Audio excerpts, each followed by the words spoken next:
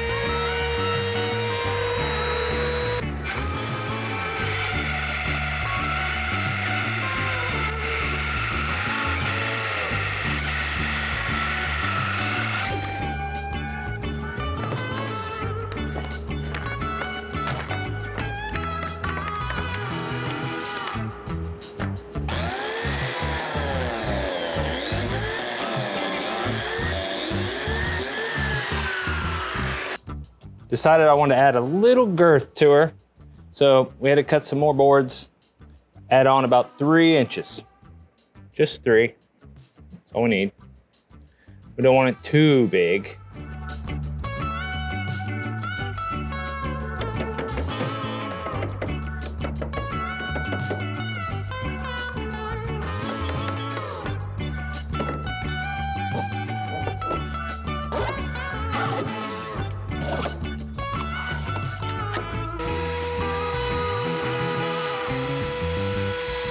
We skip planed. Now we gotta cut these to width.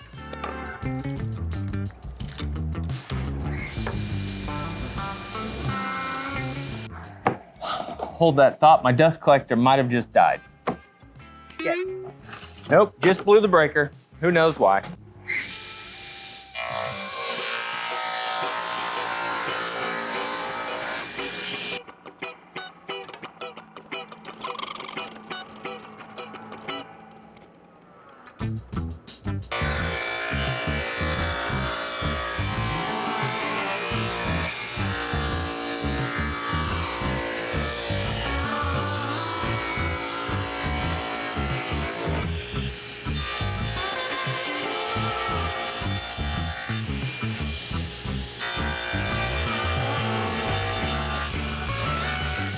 Time for the ever important glue up. Let's hope this goes off without a hitch.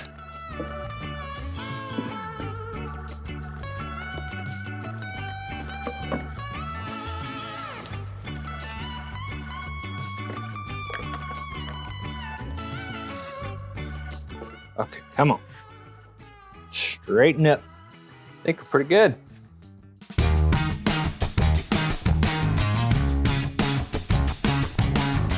Now the way we're gonna mount this bad boy is with 2x4s. So we're gonna have the 2x4 that's almost the width of the mantle. It doesn't have to be the full width because this is gonna be plenty strong for the size of mantle we're gonna use. And then we're gonna have the little legs that stick out that support the inside. So once we get all this mounted and make sure these legs are mounted securely to this 2x4, very securely. And then once we get that bolted on there, the thing isn't going anywhere. I'm not worried about it one bit. I'm gonna cut a notch in here with the old dado stack just to get a little extra glue surface to try to make this as strong as possible.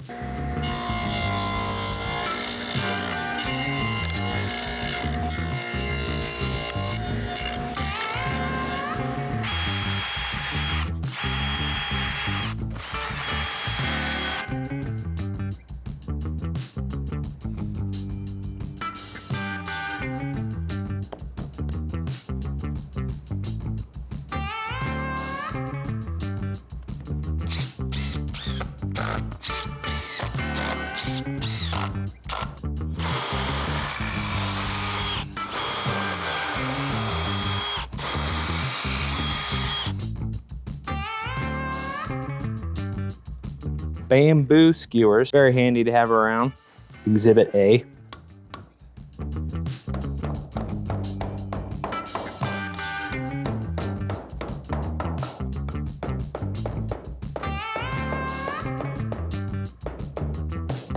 We got our hollow mantle out of the clamps. Everything went as smooth as we could hope that it went for. And some of you eagle-eyed viewers might be wondering, how am I going to put another solid oak panel in here while accounting for a little bit of wood movement? The fix is this piece of plywood right here and the part that we resawed when we were making this. So we got basically our own veneer here. I'm going to glue this onto this plywood, and then we'll put the bevels on all sides and put that in there. It'll still have a solid oak face, but it'll be plywood, so it's not going to move. And I think that's going to be real nice. It's going to be real nice.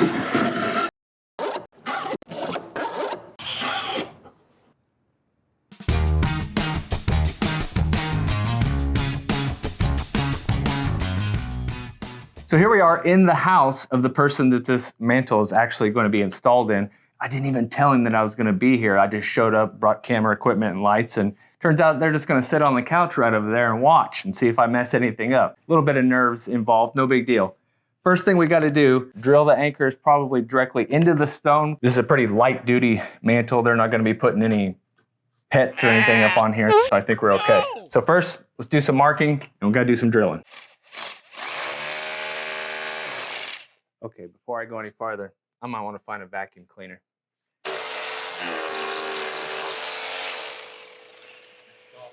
That actually drilled a heck of a lot easier than I thought it was going to. I'm gonna go ahead and switch to the bigger bit.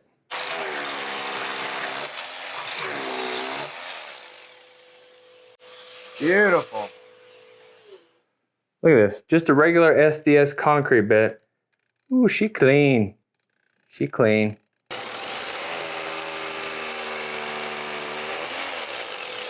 I'm going to squirt a little bit of helpful construction adhesive. I couldn't think of the shit was called. Okay. Moving on. Take two. Here we go. Oh, baby. Oh, yeah. Got the adhesive in there. Now I need to lock them down. Oh. Yeah. We're going to level this bad boy, put it up against the bolts because they're solid, and give it a 1, 2, 3. Mark, mark, mark. It's really close right there.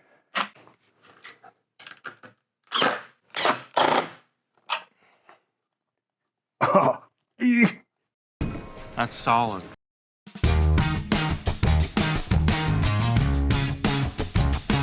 The secret to our whole project, we want to make this look like this is floating out of this wall as much as possible. There may be some little deviations, but we're gonna get by with that. We're gonna take this cheap compass with a pencil in it, and we're gonna trace along the edge of this, AKA scribe, with the pencil down like that.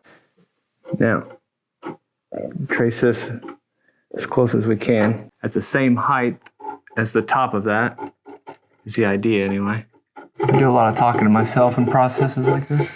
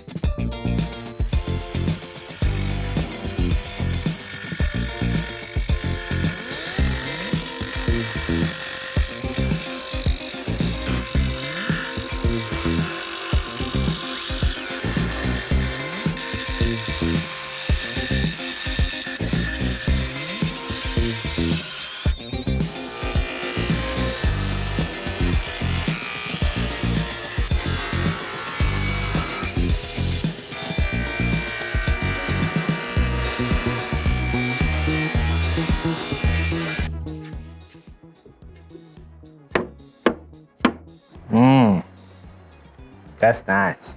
Time to make this look like a chunk of wood.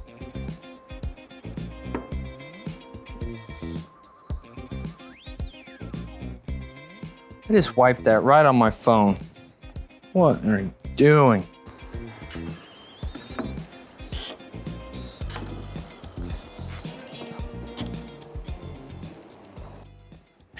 Already looks good. 2 clamps, how about that? Well, wouldn't you know it, we got a bit of a problem with our compass scribing technique. And believe it or not, for the I don't know, probably the first time in my life, it's because this damn thing is too big. But you know what? I fixed it, and all it took was a piece of freaking wood with a hole drilled in it. Let me show you.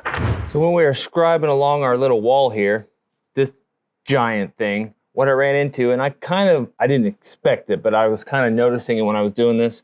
When I'm running the sharp tip up against rock, and then also trying to make sure the pencil is actually marking, it doesn't work so well if you don't have the part that you're scribing and the pencil perfectly in line with one another. Because if you turn it, what you're copying, is an inch ahead of what it is you're drawing. So then the whole thing is shifted and it doesn't work. So I had to ditch this, have a better fix. The better fix for this was a scrap of walnut and another scrap that I drilled a hole in, that instead of using a pencil that wasn't leaving a very dark mark, I could use this marker that left a dark mark. I was getting all fancy and put this slot in here because I thought, ooh, I could make this adjustable and make it an actual tool. Well, I scrapped that real quick.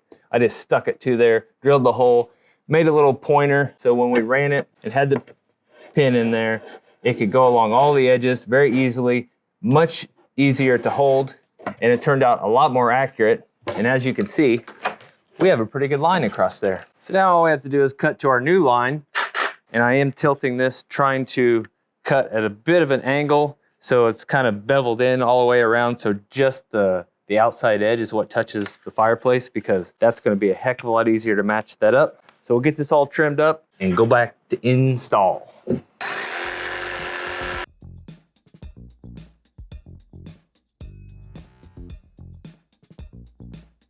So this is our raw edge where we glued this bad boy here in the front. As much as I would love to cut perfect miters every time, this has a little bit of a gap. Let's take this old screwdriver right here, give it some pretty good force, and as we rub this back and forth on here, we can start to close up that gap.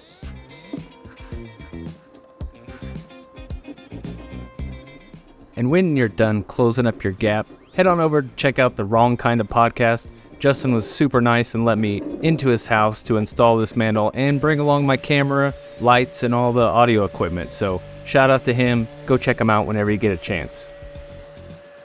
Now we got her trimmed up, we got her smoothed up. Time to give her a few shades darker. Not quite 50.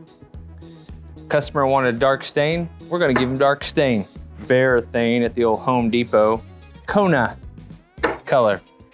It's nice. Somewhere is my can opener. I should probably get all this stuff ready before I start doing this, but here we are. Finally.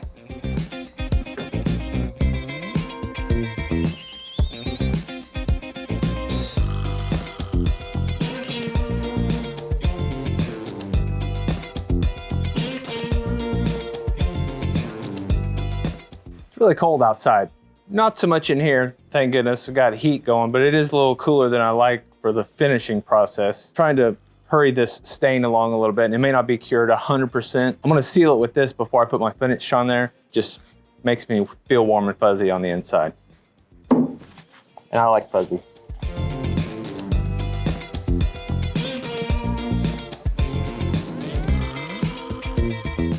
Now we're just gonna put on a little bit of polyurethane, the oil variety.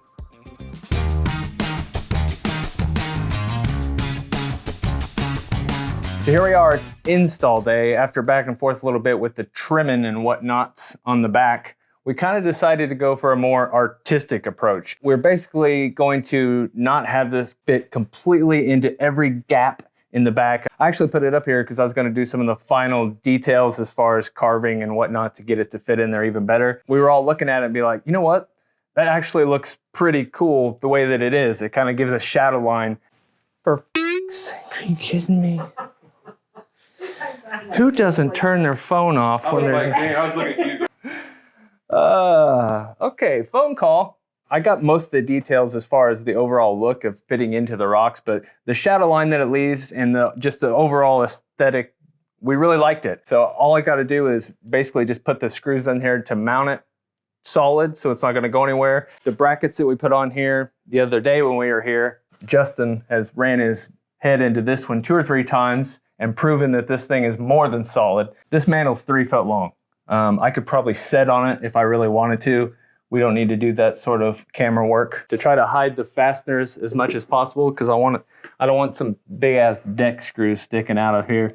Even though that was voted upon whether we should mount it that way or not, we're not going to use deck screws. I'm just going to drill 2 small holes, and I have some really small trim screws that we're going to mount in there, and then we're going to cover them with wax. It's the same color as the mantle, and you'll never be able to see it. But if they ever want to take it down for any reason, they can just scrape the wax out of there, take the screws out, and pull it off.